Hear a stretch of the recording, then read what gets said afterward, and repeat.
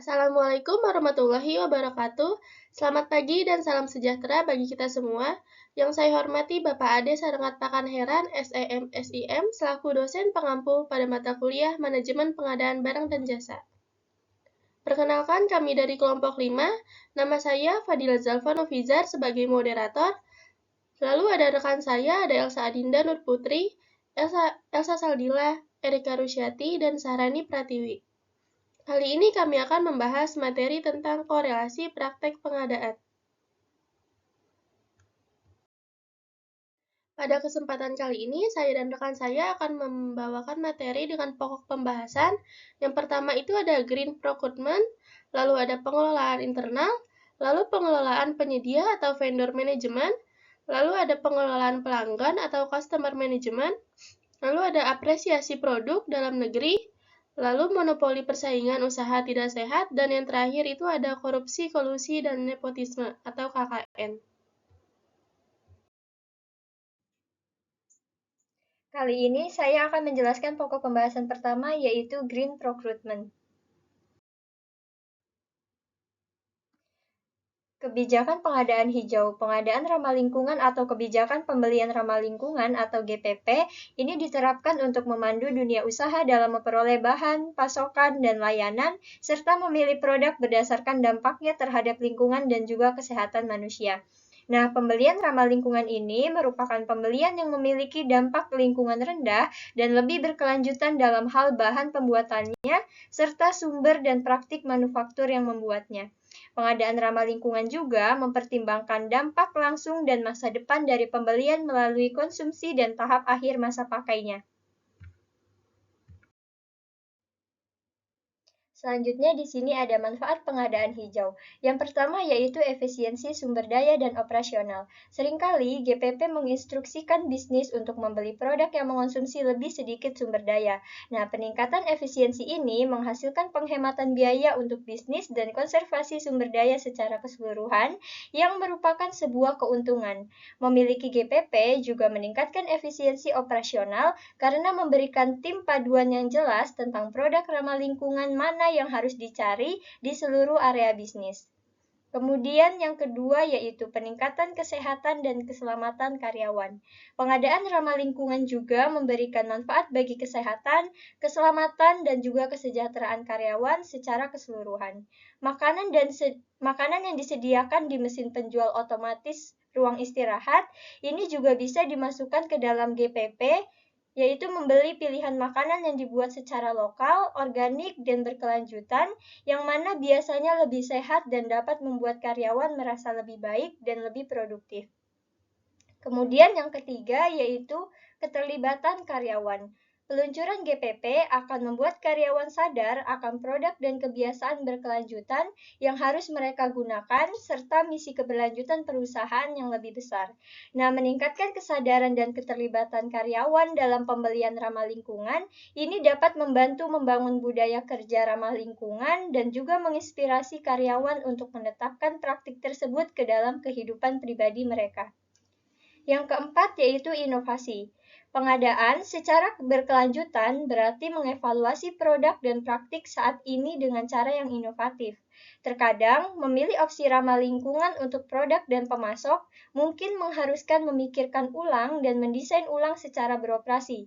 Nah, merek-merek yang diproduksi ini, yaitu contohnya sepatu, mereka ini diproduksi dari bahan daur ulang dan biodegradable serta menggunakan bahan-bahan yang ramah lingkungan namun tetap mencapai daya tahan dan juga kenyamanan yang diharapkan oleh para pecinta sepatu. Yang kelima yaitu dukungan pasar hijau. Terus membeli produk-produk yang benar-benar ramah lingkungan dan mendukung bisnis berkelanjutan lainnya, ini akan membantu membangun pasar ramah lingkungan yang mulai berlaku di perekonomian di seluruh dunia. Ada lebih banyak produk ramah lingkungan di pasaran yang saat ini dibandingkan dengan sebelumnya. Namun, memiliki GPP dapat membantu tim memilih produk yang memenuhi standar dan sertifikasi tinggi serta memerangi maraknya greenwashing yang ada saat ini. Yang keenam yaitu resiko yang dimitigasi. GPP dapat membantu mematuhi peraturan perusahaan dan menghindari resiko malapraktik karena penggunaan produk berbahaya atau bermitra dengan penyedia yang tidak etis. Nah, ini juga akan menjaga kepercayaan publik dan menghindari tuntutan hukum dan tindakan hukum. Yang ketujuh yaitu peningkatan citra publik. Mematuhi kebijakan pengadaan barang dan jasa yang ramah lingkungan merupakan hal yang baik bagi masyarakat.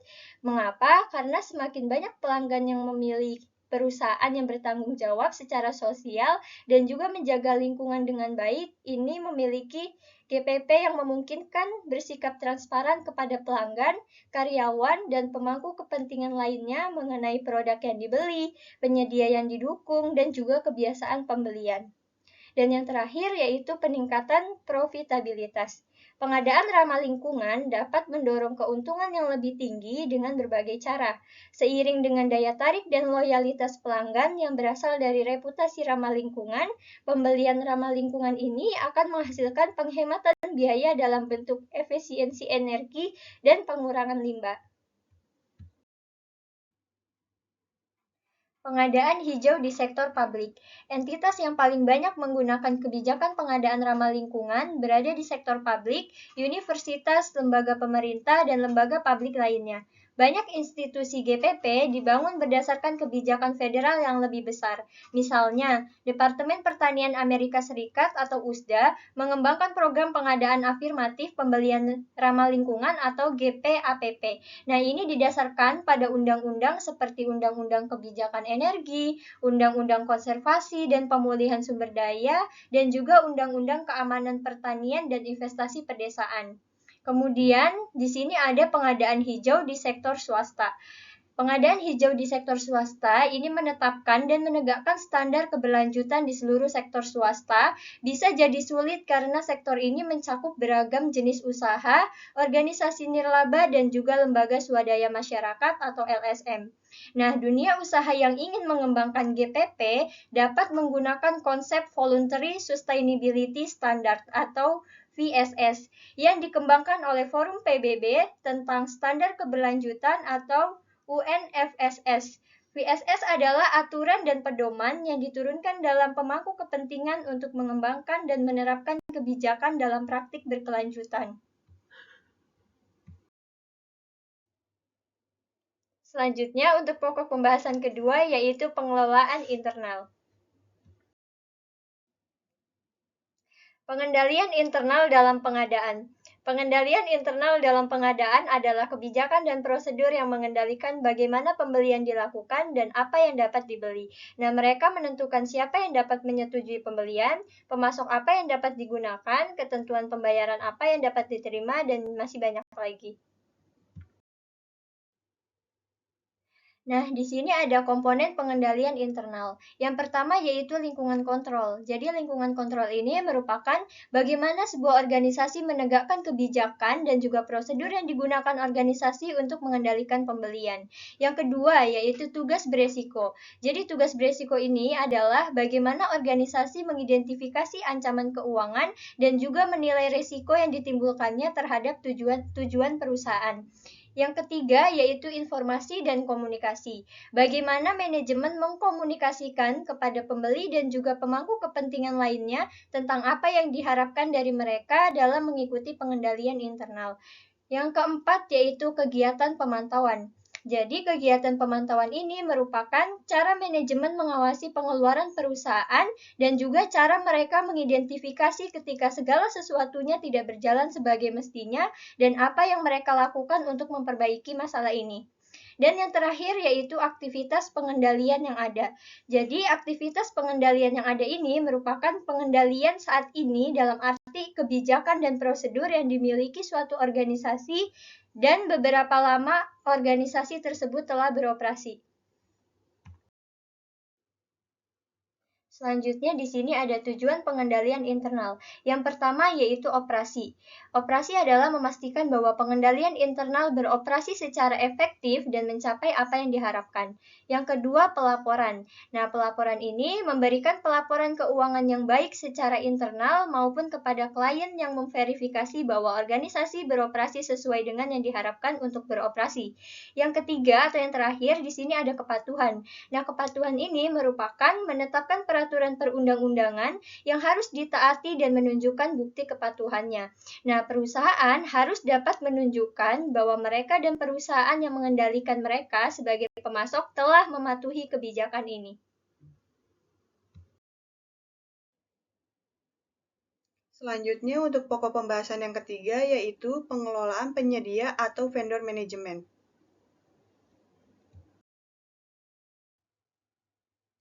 Vendor management merupakan proses bertahap dalam memulai dan membentuk hubungan oleh pemilik jasa atau barang yang dibutuhkan perusahaan atau pembeli dalam menjalankan kebutuhan operasional sehari-hari dan mencapai tujuan dari target yang sudah ditentukan sebelumnya.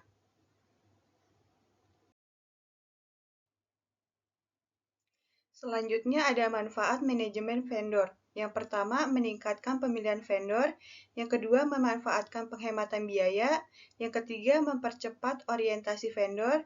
Yang keempat, mengurangi resiko gangguan rantai pasokan. Yang kelima, memperkuat hubungan pemasok. Yang keenam, negosiasikan tarif yang lebih baik.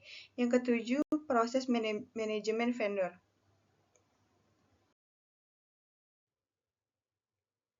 Selanjutnya, proses manajemen vendor. Yang pertama, memilih vendor. Proses pemilihan vendor mencakup penelitian dan pencarian vendor yang sesuai dan pencarian penawaran melalui permintaan penawaran dan permintaan proposal. Meskipun harga pasti akan menjadi pertimbangan selama proses seleksi, perusahaan juga perlu mengevaluasi faktor-faktor lain ketika memutuskan vendor mana yang akan ditunjuk untuk kontrak tertentu, seperti reputasi vendor, kapasitas dan rekam jejak, serta kemampuan vendor untuk berkomunikasi secara efektif. Lalu yang kedua, negosiasi kontrak. Penting untuk membuat kontrak dengan benar sejak awal dan memastikan persyaratan yang disepakati menguntungkan kedua belah pihak. Negosiasi kontrak dapat memakan waktu dan prosesnya akan mencakup penentuan barang atau jasa yang akan disertakan, tanggal mulai dan berakhirnya perjanjian, serta semua syarat dan ketentuan penting. Lalu yang ketiga, orientasi vendor.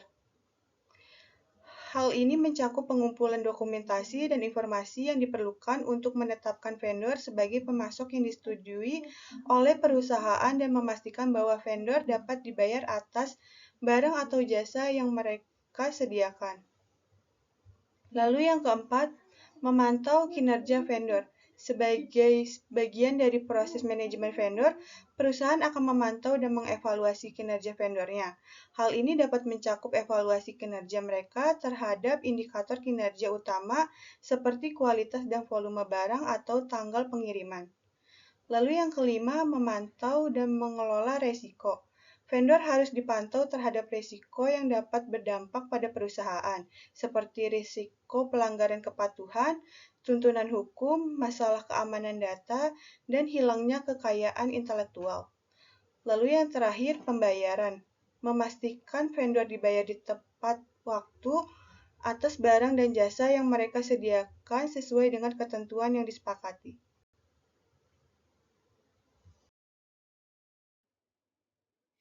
Selanjutnya untuk pokok pembahasan yang keempat yaitu pengelolaan pelanggan atau customer management.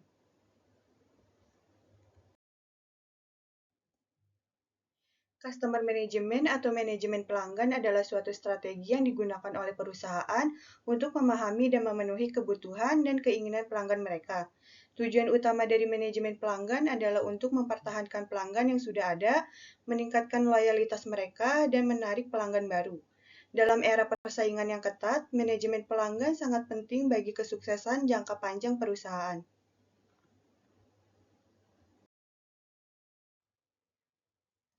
Selanjutnya ada manfaat customer management. Yang pertama, meningkatkan loyalitas pelanggan. Manajemen pelanggan membantu perusahaan untuk memahami kebutuhan dan keinginan pelanggan mereka, sehingga dapat mengembangkan produk dan layanan yang lebih baik dan lebih sesuai dengan kebutuhan pelanggan. Lalu yang kedua, meningkatkan pendapatan. Dengan mempertahankan pelanggan yang sudah ada, perusahaan dapat menghasilkan pendapatan yang lebih stabil dan meningkatkan keuntungan jangka panjang. Lalu yang ketiga, meningkatkan efisiensi. Dengan menggunakan sistem manajemen pelanggan atau CRM, perusahaan dapat mengorganisir data pelanggan, mengelola komunikasi dengan pelanggan, dan melacak pembelian dan penerimaan produk dan layanan. Lalu yang keempat, meningkatkan wawasan bisnis. Dengan memperoleh data pelanggan melalui sistem manajemen pelanggan atau CRM, perusahaan dapat memperoleh wawasan yang lebih dalam tentang pelanggan dan perilaku pembelian mereka. Lalu yang kelima, meningkatkan reputasi merek. Dengan menjaga hubungan yang lebih baik dengan pelanggan dan memberikan pengalaman yang baik, perusahaan dapat memperkuat reputasi merek mereka di pasar. Pelanggan yang puas cenderung merekomendasikan produk atau layanan kepada orang lain, sehingga meningkatkan kesadaran merek dan citra perusahaan.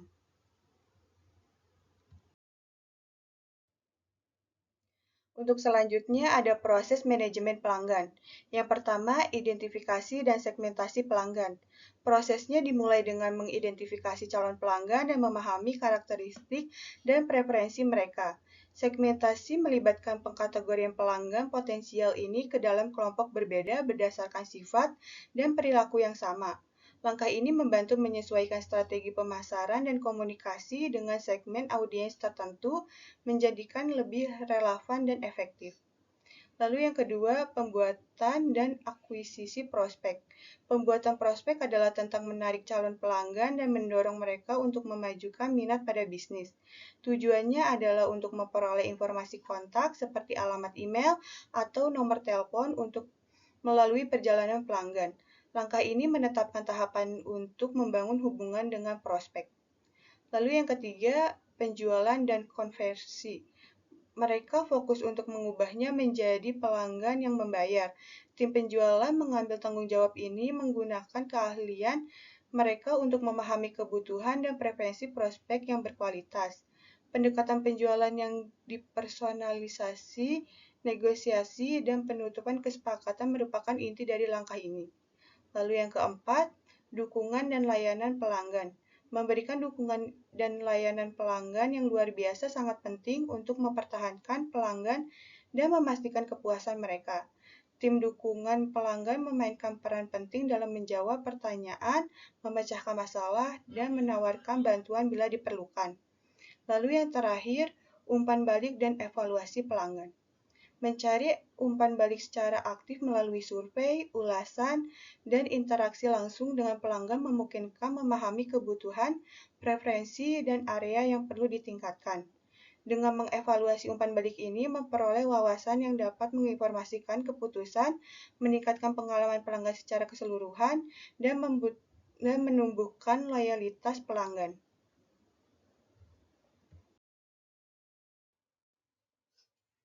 Selanjutnya untuk pokok pembahasan kelima yaitu apresiasi produk dalam negeri.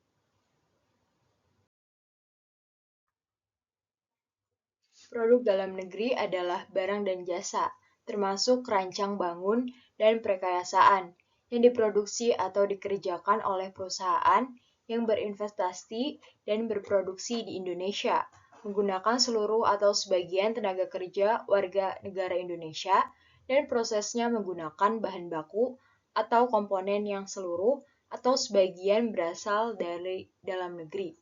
Diatur dalam Peraturan Pemerintah Nomor 29 Tahun 2018 tentang Pemberdayaan Industri. Selanjutnya ada tantangan produksi dalam negeri. Yang pertama, keterbatasan bahan baku. Yang kedua, SDM industri kurang kompeten. Yang ketiga, memiliki struktur industri yang kuat sebagai motor penggerak utama atau prime mover perekonomian. Yang keempat, data transaksi pinjaman dalam negeri atau PDN baru dapat dilihat dari transaksi e-procashing dikarenakan transaksi PDN dari metode pemilihan lain yang sedang dikembangkan, Yang kelima, menumbuhkan sinergitas yang kuat antara industri kecil, menengah, dan besar yang menjalankan perannya sebagai sebuah rantai pasok atau supplier chain. Yang keenam, adanya permintaan maupun penawaran terhadap produk dalam negeri menciptakan industri manufaktur kelas dunia atau world class manufacturing.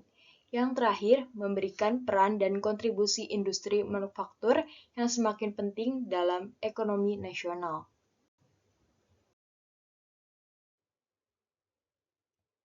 Selanjutnya ada cara apresiasi produk dalam negeri. Yang pertama, memilih produk lokal, mengutamakan pembelian produk yang diproduksi di dalam negeri daripada produk impor.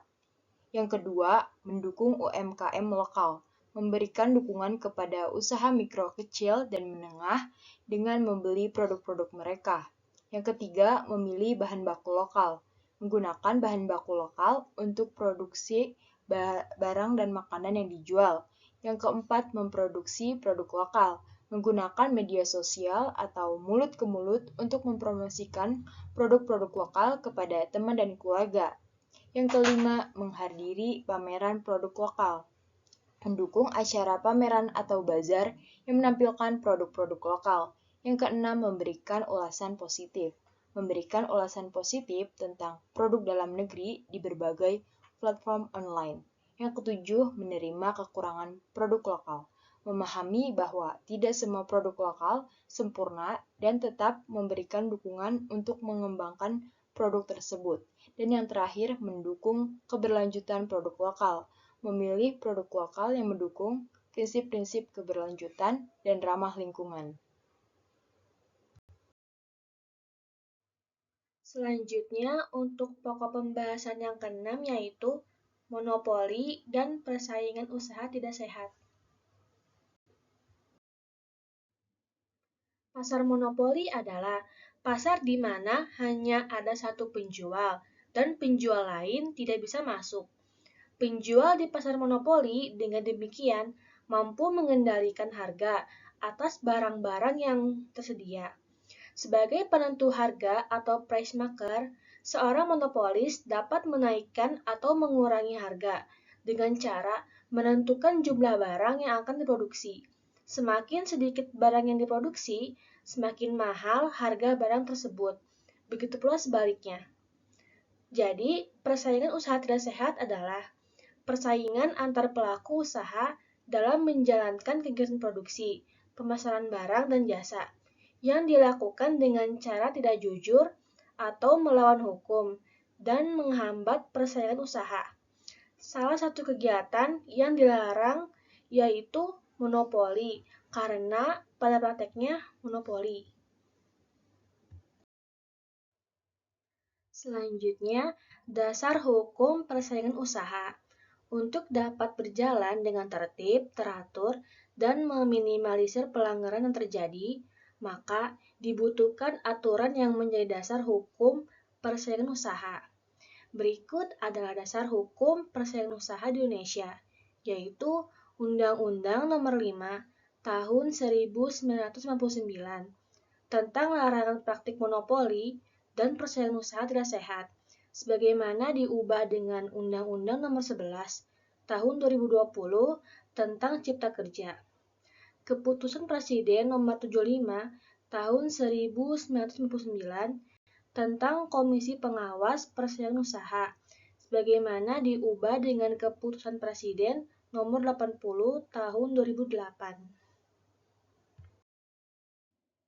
Selanjutnya yaitu penyebab monopoli persaingan bisnis tidak sehat.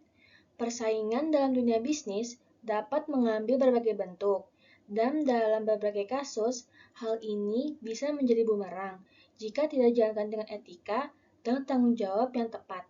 Berikut ini adalah beberapa penyebab utama dari persaingan bisnis tidak sehat. Yang pertama, praktik monopoli dan oligopoli. Praktik monopoli dan oligopoli adalah bentuk ekstrim dari persaingan yang tidak sehat di pasar. Monopoli terjadi ketika satu perusahaan memiliki kendali penuh atas pasar, tidak memberikan ruang untuk pesaing lainnya. Yang kedua, strategi penipuan dan penggunaan informasi rahasia. Strategi penipuan dan penggunaan informasi rahasia merupakan taktik yang merugikan dan merusak integritas dalam bisnis. Perusahaan yang menggunakan strategi ini mungkin memberikan informasi palsu atau menyesatkan kepada konsumen, mengiring mereka untuk membeli produk atau layanan yang tidak sesuai dengan yang diharapkan. Lalu yang ketiga, perang harga yang merugikan. Persaingan harga adalah bagian normal dari bisnis, tetapi jika tidak dijalankan dengan bijak, dapat merubah menjadi perang harga yang merugikan semua pihak. Perusahaan mungkin terlibat dalam penurunan harga yang drastis untuk mengalahkan pesaing, tanpa memperhatikan dampak jangka panjang pada keuntungan dan kualitas produk. Lalu yang keempat, diskriminasi harga yang tidak adil. Diskriminasi harga yang tidak adil terjadi ketika perusahaan membebankan harga yang berbeda kepada konsumen yang seharusnya memiliki akses yang sama terhadap produk atau layanan yang sama. Praktik ini tidak hanya merugikan konsumen, tetapi juga dapat merusak citra perusahaan dan menciptakan ketidaksetaraan dalam pasar. Lalu yang kelima, penyalahgunaan kekuasaan pasar. Perusahaan dengan kekuatan pasar yang dominan dapat mengeksploitasi posisi mereka untuk mendapatkan keuntungan yang tidak adil. Mereka dapat memaksa pemasok untuk memberikan harga yang rendah atau mengatur kondisi yang menguntungkan bagi perusahaan tersebut, menghambat kompetisi yang sehat, dan mengganggu keseimbangan pasar. Lalu yang terakhir ada tindakan hukum yang berlebihan. Beberapa perusahaan mungkin menggunakan tindakan hukum yang berlebihan terhadap pesaing untuk mengintimidasi atau menghambat mereka. Ancaman atau tindakan hukum semacam ini tidak hanya memboroskan sumber daya, tetapi juga dapat menghambat inovasi dan merusak lingkungan bisnis yang positif. Untuk pokok pembahasan terakhir yaitu ada korupsi, kolusi, dan nepotisme atau KKN. Korupsi atau rasuah adalah tindakan pejabat publik, baik politis maupun pegawai negeri, serta pihak lain yang secara tidak wajar dan tidak legal menyalahgunakan kepercayaan publik yang dikuasakan kepada mereka untuk mendapatkan keuntungan sepihak. Dari sudut pandang hukum, tindak pidana korupsi secara garis besar memenuhi unsur-unsur, yaitu berupa perbuatan melawan hukum, penyalahgunaan kewenangan, kesempatan atau sarana, memperkaya diri sendiri, orang lain, atau korporasi, dan merugikan keuangan negara atau perekonomian negara.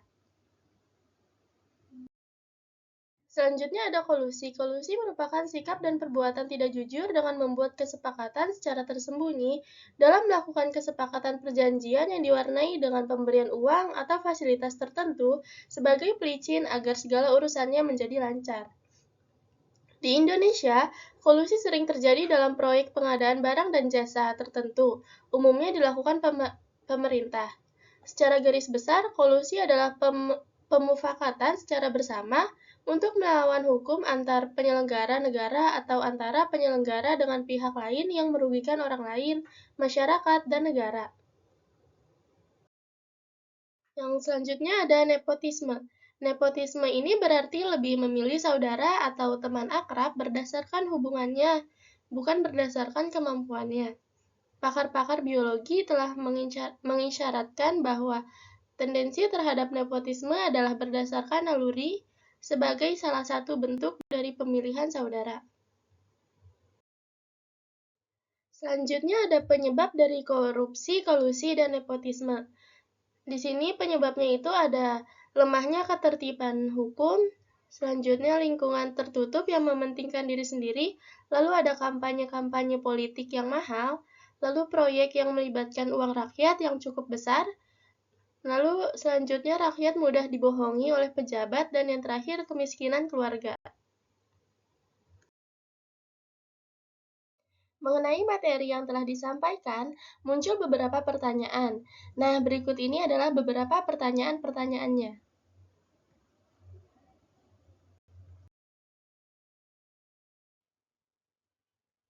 Bagaimana korupsi, kolusi, dan nepotisme atau KKN ini mempengaruhi efisiensi pengadaan barang dan jasa?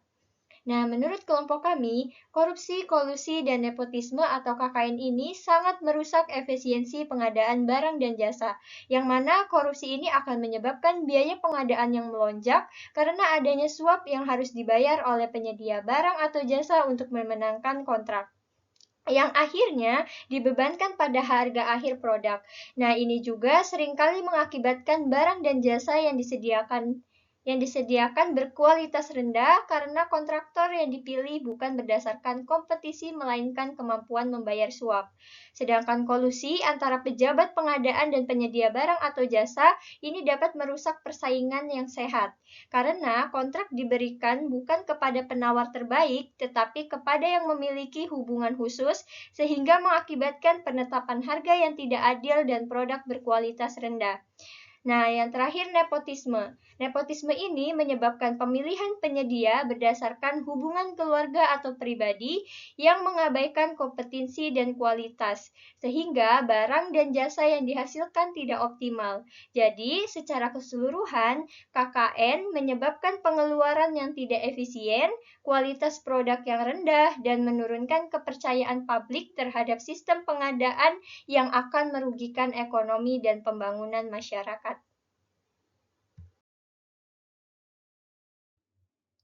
Dengan adanya budaya tidak sehat seperti KKN, monopoli, dan persaingan tidak sehat di perusahaan, bagaimana kita menerapkan Grand Procurement? Menurut kelompok kami, penerapan prinsip Grand Procurement dalam perusahaan bisa menjadi langkah yang penting untuk mengurangi dampak negatif dari budaya tidak sehat seperti KKN, monopoli, dan persaingan tidak sehat. Beberapa langkah yang bisa diambil termasuk memprioritaskan pemasok yang ramah lingkungan, mengurangi menggunakan sumber daya yang tidak terbaru, dan mempromosikan praktek bisnis yang berkelanjutan. Selain itu, penting untuk mengintegrasikan nilai etika yang berkelanjutan dalam setiap tahap proses pengadaan, mulai dari perencanaan hingga pelaksanaan.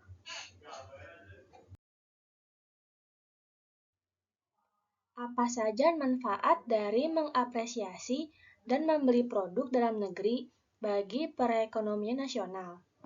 Jadi, menurut kelompok kami, mengapresiasi dan membeli produk dalam negeri memiliki berbagai manfaat bagi perekonomian nasional, yaitu yang pertama, meningkatkan pertumbuhan ekonomi, yang kedua, menciptakan lapangan kerja, yang ketiga, mengurangi ketergantungan pada impor, yang keempat, mendorong inovasi dan kualitas produk, yang kelima, menstimulasi usaha mikro, kecil, dan menengah atau UMKM. Yang keenam, meningkatkan pendapatan negara. Yang ketujuh, mengembangkan identitas dan kebudayaan lokal. Lalu yang terakhir, memperkuat daya saing global. Kesimpulan pada materi ini adalah pembelian ramah lingkungan, yaitu pembelian dengan dampak lingkungan rendah dan berkelanjutan. Pengendalian internal dalam pengadaan adalah kebijakan mengendalikan cara pembelian dilakukan. Vendor management adalah proses membentuk hubungan dengan pemasok. Customer management adalah strategi memahami dan memenuhi kebutuhan pelanggan. Produk dalam negeri adalah barang dan jasa dari perusahaan Indonesia. Pasar monopoli adalah pasar dengan satu penjual. Dan korupsi adalah penyalahgunaan kepercayaan publik untuk keuntungan pribadi. Kolusi adalah perjanjian tersembunyi dengan imbalan. Dan nepotisme adalah memilih berdasarkan hubungan daripada kemampuan.